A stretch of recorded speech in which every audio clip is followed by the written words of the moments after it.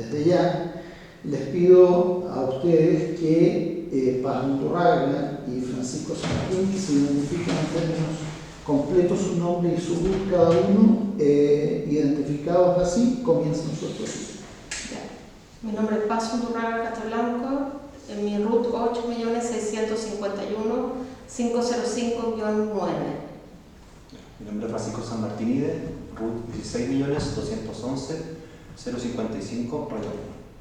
Bueno, muy buenas tardes. Venimos acá a presentar un trabajo de la Comisión de Patrimonio Arquitectónico y Ambiental del Colegio de Arquitectos de Chile, trabajo que se inició hace ya unos 2 años y que ha contado con participación activa de colegas del Colegio de Arquitectos de distintas comisiones, expertos nacionales y expertos internacionales que hemos convocado para levantar esta norma constitucional que consideramos de suma importancia para el patrimonio, para la sustentabilidad del patrimonio en Chile. Va a exponer los contenidos Francisco Sanmartín,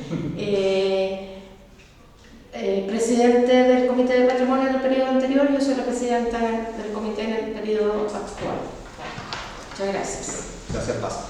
Como indicaba Paz, la presentación se va a estructurar primero en una revisión de cómo está consagrado el tema de patrimonio en la teoría constitucional y qué trabajo hicimos nosotros durante el periodo anterior respecto a las conversaciones que tuvimos y cómo abordamos la temática para que fuese incorporada en el texto constitucional. Entonces, revisando el anteproyecto que está actualmente y que se va a discutir, vemos que hay al menos que está en 3 artículos consagrado el patrimonio. Uno está en el derecho a la educación, o sea, está subsumido en ese derecho a la educación, el derecho a la promoción del patrimonio, cuestión que, artículo que es casi calcado a la Constitución vigente. Un segundo artículo que lo mencionas es en el derecho a la cultura, que también está subsumido en ese gran derecho, que sería como una innovación respecto a la Constitución vigente, y en un tercer término aparece como dentro de los deberes constitucionales, en el artículo 38, y su inciso segundo, aparece también que las personas tienen que contribuir a preservar el patrimonio ambiental, cultural e histórico de Chile. Entonces, a juicio nuestro, no hay un avance significativo respecto a consagrar el patrimonio en la Constitución, considerando que nuestro trabajo también implicó una revisión de constituciones de nuestros países vecinos, sobre todo en Latinoamérica. La gran mayoría de ellos lo tiene consagrado hace un buen rato.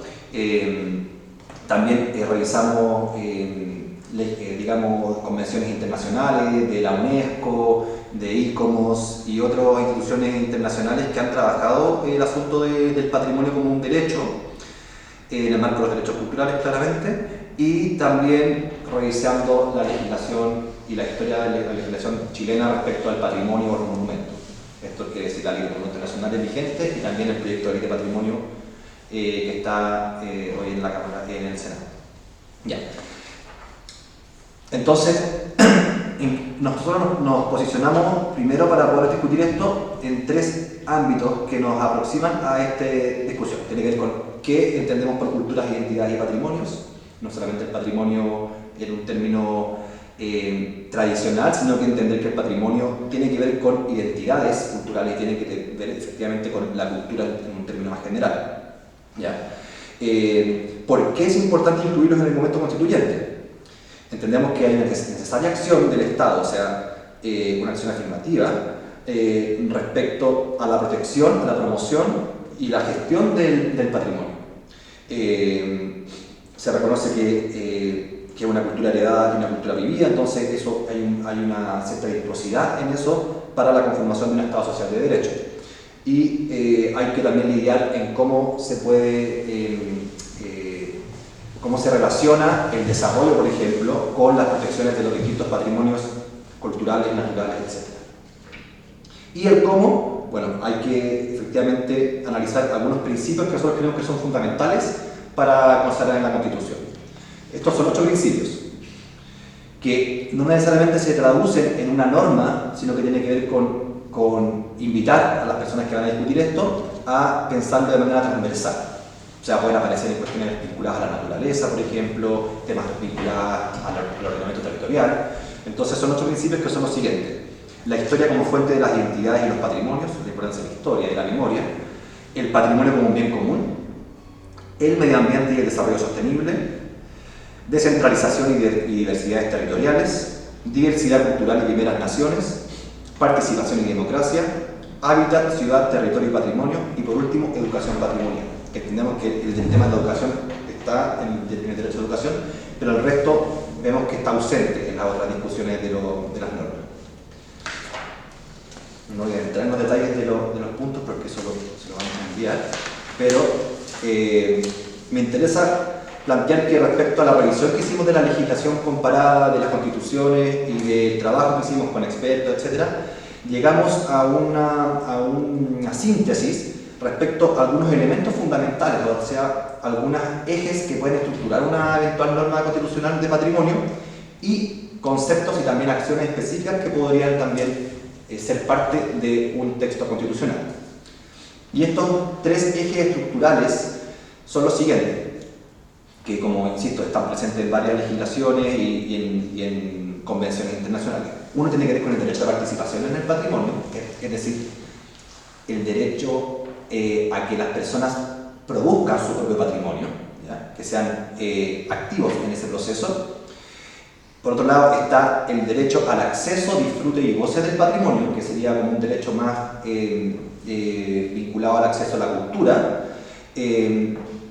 Y estos 2 elementos, que son estos derechos como más específicos, que son la participación y el acceso, está una norma que podría eventualmente indicar una acción afirmativa del Estado respecto a la preservación del patrimonio. Es decir, cómo el Estado actúa respecto a estos derechos que les da una contención, digamos, y una eventual institucionalidad, ¿no es cierto? Y luego vendría la legislación respecto a poder consagrar estos derechos y que digamos, se pueda eventualmente proteger el patrimonio y proyectarlo hacia el futuro.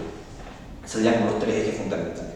Por otro lado, como comité también pensamos que hay algunos conceptos que nos parece relevante que estén incorporados en esta discusión, que tampoco los hemos visto en el anteproyecto constitucional, que son las siguientes: identidad cultural, que eso lo vemos en el derecho a la cultura, pero vinculado específicamente a ese asunto.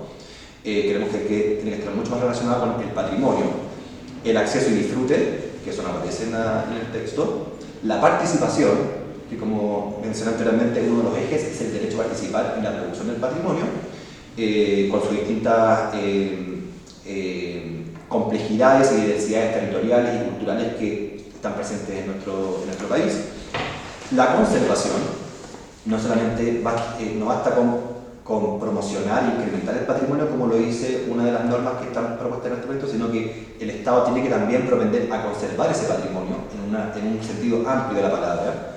Conservar pero sin congelar, digo, o sea, conservar, pero hay que generar las condiciones también para que se pueda desarrollar.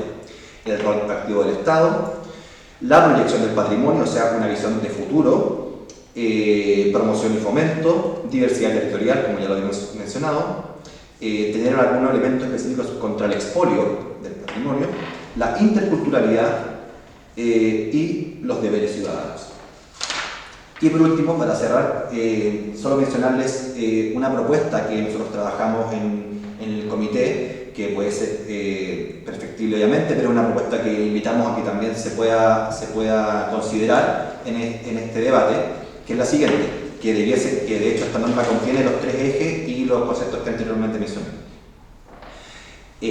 Todas las personas y comunidades tienen el derecho a definir, construir y mantener su propia identidad cultural, la cual está representada en los patrimonios culturales. Asimismo, tienen el derecho a acceder y disfrutar de los patrimonios culturales y a participar en su creación y gestión.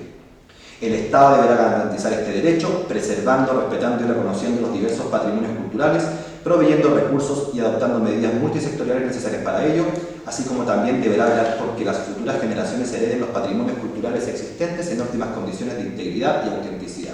Asimismo, deberá promover, fomentar, democratizar y acompañar a las comunidades en los procesos de creación y resignificación de sus manifestaciones patrimoniales, todo ello con criterio de diversidad, pertinencia y autonomía territorial.